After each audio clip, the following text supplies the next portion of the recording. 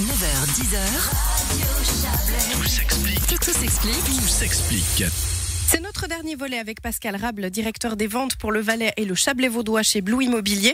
On s'intéresse à la vente de nos biens immobiliers ce matin. Alors finalement, qu'est-ce qui peut nous pousser à vendre notre logement ? Il y a une multitude de raisons qui peuvent vous pousser à faire ça.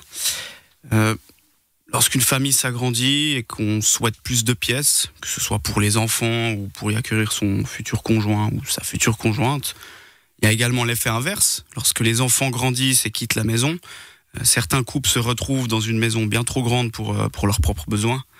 Si votre situation financière vous le permet et que vous souhaitez plus de confort, par exemple des pièces supplémentaires, un appartement de meilleur standing, une meilleure vue ou autre, une mutation professionnelle peut également être une raison. Si votre nouveau travail est trop loin de votre logement actuel. En cas d'héritage aussi, c'est pas toujours évident de trouver des accords au sein des héritiers, surtout s'ils sont nombreux. Alors c'est souvent plus simple de revendre et de partager les sous. Vous avez le divorce aussi, qui est malheureusement assez à la mode en Suisse. Il y a une citation qui dit « Si vous n'avez pas réussi votre mariage, réussissez au moins votre divorce ». Alors effectivement, si vous n'arrivez pas à trouver un accord pour qui garde la maison, c'est parfois plus facile de la revendre.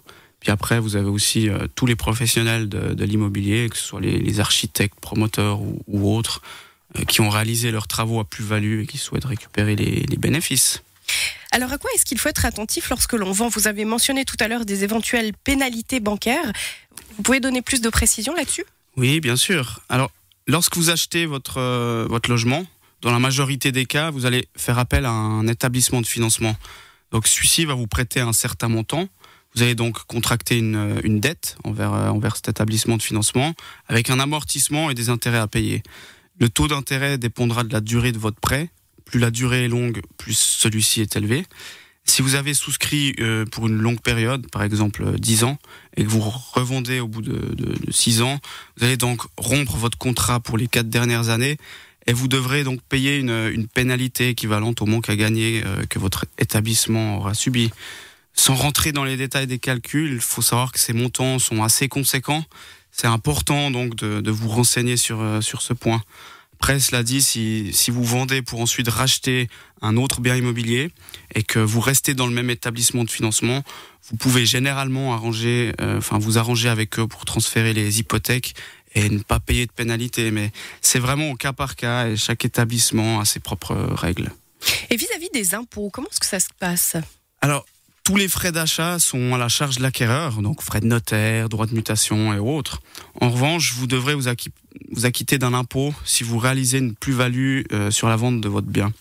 Alors, ces impôts diffèrent selon les cantons, mais avant de rentrer dans les détails, il faut savoir ce qu'on entend par plus-value. Il faut faire la somme donc du prix d'achat de votre logement, donc les frais d'acquisition relatifs, les éventuels travaux à plus-value, ça vous donnera un prix de revient.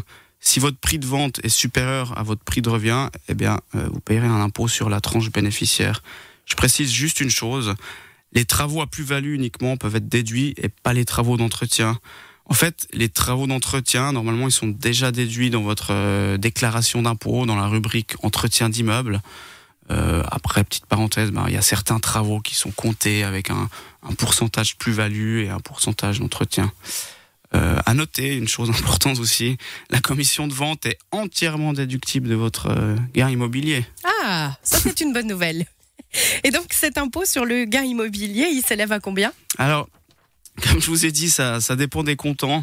Si on prend le canton du Valais, par exemple, le taux d'imposition prend non seulement en compte la durée de propriété, donc ça va d'une année à 25 ans et plus, mais ça prend également en compte le montant du bénéfice qui se divise en 3 tranches et qui fera varier votre pourcentage d'imposition. Donc la première, c'est inférieur à 50 000 francs. La deuxième, entre 50 000 et 100 000. Et la troisième, c'est au-delà de 100 000 francs. Je vous donne un petit exemple. Imaginons que vous avez acheté il y a 6 ans un appartement à 400 000 francs. Avec tous les frais d'acquisition et les travaux à plus-value, vous avez ajouté 100 000 francs. Cet appartement aura donc un prix de revient à 500 000 francs. Jusque-là, ça va, vous me suivez ? Oui, je vous suis. Ok. Maintenant, imaginons que vous revendez ce même appartement 580 000 francs. Alors, les tranches seront calculées sur le montant du bénéfice, donc 80 000 francs. Selon le tableau qu'on peut trouver, on se situe donc dans la tranche entre 50 000 et 100 000, et avec une durée de possession de 6 ans, comme on a vu. Donc là, on arriverait à un taux de 18%. Si on reste dans ce même exemple, admettons que le bénéfice était inférieur à 50 000 francs, on serait à un taux de 12%, et puis s'il était supérieur à 100 000 francs, on serait à 24%. En fait, ce qu'il faut retenir de cet impôt, c'est que l'impôt sur le gain immobilier a pour but d'éviter la spéculation. C'est pour cette raison qu'il est élevé si on revend rapidement et qu'on fait beaucoup de bénéfices, et puis qu'il est assez faible au final si on est propriétaire depuis de nombreuses années et puis qu'on revend parce que voilà, on devait revendre. Et puis pour le canton de Vaud, alors le barème il est plus simple à retenir. Il prend en compte uniquement la durée de possession, qui va aussi donc de 1 année à 25 ans et plus. À savoir que les années d'occupation comptent double, donc ça c'est la particularité du canton de Vaud. Donc ça signifie que si votre logement c'est votre résidence principale et que vous l'avez occupé 5 ans, il faudra prendre 10 ans dans votre tableau de référence. Alors que si c'est une résidence secondaire par exemple, il faudra rester sur 5 ans. Ok. Je précise encore 2 points vis-à-vis des impôts. Si vous héritez d'un patrimoine immobilier, c'est la date d'acquisition de la personne décédée qui fait foi et non pas la date d'héritage. Et un autre point, si vous faites plusieurs transactions immobilières dans une courte période, vous risquez d'être taxé comme un professionnel de l'immobilier et là, c'est plus du tout les mêmes calculs, ça rentrera dans votre impôt sur le revenu. Alors, on arrive au bout. Pour conclure, est-ce que vous auriez quelque chose à rajouter, un point en particulier auquel il faut être attentif lors d'une vente ? Je pense qu'on a fait le tour des aspects principaux de la vente.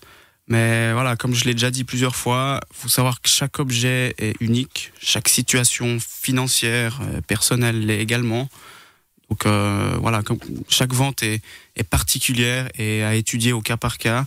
Et faire appel à un professionnel vous permettra d'avoir un interlocuteur unique qui se chargera d'analyser votre situation personnelle, vos objectifs et vous proposer des solutions sur mesure. Pascal Rable, directeur des ventes pour le Valais et le Chablais vaudois chez Blue Immobilier.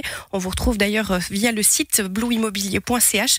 Merci beaucoup pour tous vos conseils. Merci à vous, bonne journée à tous. La rubrique immobilière avec Blue Immobilier SA. Achat, vente et mise en valeur de votre bien immobilier. www.blueimmobilier.ch